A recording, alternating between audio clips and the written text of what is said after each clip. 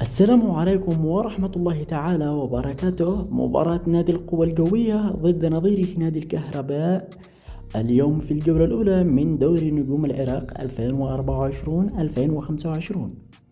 السلام عليكم ورحمة الله تعالى وبركاته. أهلا وسهلا بكم متابعي قناة سبورت المساكين. في هذا الفيديو سنتعرف على موعد وتوقيت والقنوات الناقلة لمباراة نادي القوى القوية في الجولة الأولى أمام نظيره نادي الكهرباء.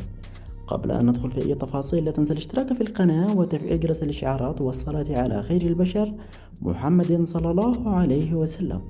وهي بنا لنبدأ. يواجه نادي القوى القوية نادي الكهرباء اليوم الأحد الموافق 2024 شهر 9 يوم 22 عند الساعة 9:15 مساء بتوقيت مكة المكرمة، 8:15 مساء بتوقيت مصر أو بتوقيت السودان، 7:15 مساء بتوقيت تونس والجزائر والمغرب. واللقاء يقام على ملعب الزورة. وعن القنوات الناقلة فالمباراة منقولة على قناة العراقية الرياضية بالصوت المعلق حسين السعيدي. وصلنا إلى نهاية الفيديو، شكرا على المشاهدة، دمتم في أمان الله.